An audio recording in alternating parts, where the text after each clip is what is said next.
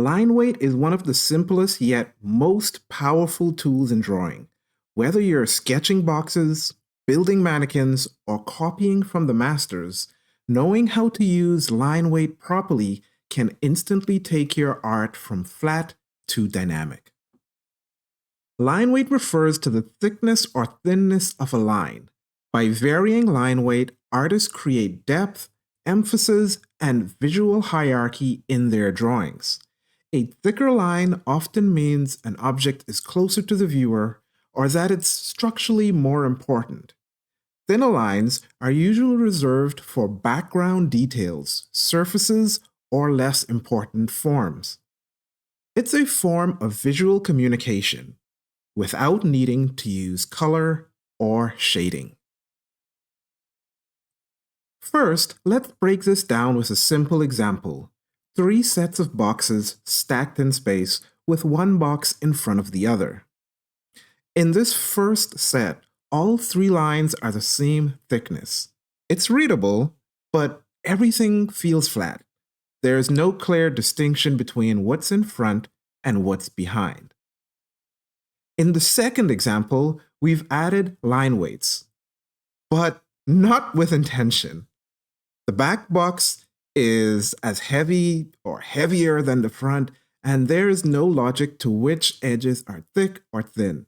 This creates a lot of confusion instead of clarity. It almost comes across as an optical illusion.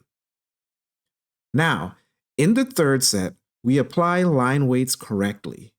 The box in the front has thicker outlines, especially around the silhouette, where it overlaps the box behind. The front edges are heavier, the back has lighter ones. See how it instantly creates a sense of depth and spatial order? Now let's apply this to a box mannequin figure, one of the foundations for gesture and form practice. Here are 3 mannequins with consistent line weight. It works, but again, it feels a little flat. We're going to improve these by adding a bit of variation in the line weight. With proper line weight, we emphasize the outer contour, show overlaps at the joints, and lighten the inner forms. Now the mannequin pops off the page and the structure is clearer.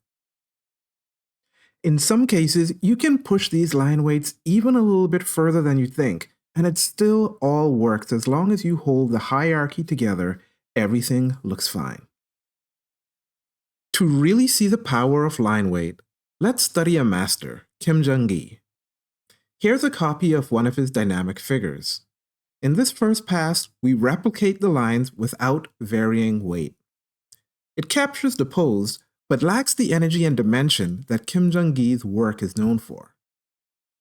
Now, with deliberate line weight, focusing on the silhouette, overlaps, and points of emphasis, you can see how the drawing gains presence. This is one of the key elements that gave Kim Jung-gi's work its clarity and punch. Here are some quick tips when using line weight in your drawings. Number 1. Use thicker lines for objects in front. 2. Thin lines for background and less important areas. Number 3. Emphasize overlaps and contact points. Number 4. Keep interior details lighter than outer contours. Number 5. Don't overdo it. Be intentional in your use of the line weight. Whether you are sketching forms or building full illustrations, thoughtful line weight helps guide the viewer's eye and makes your drawing more readable and impactful. If you found this tutorial helpful, drop a like and subscribe, and let me know what you would like to see next. Remember, sometimes it's these really small things that make a huge difference in your drawing, and I'd love to hear how these tips and details worked out for you. Thanks for watching, and I'll see you in the next video.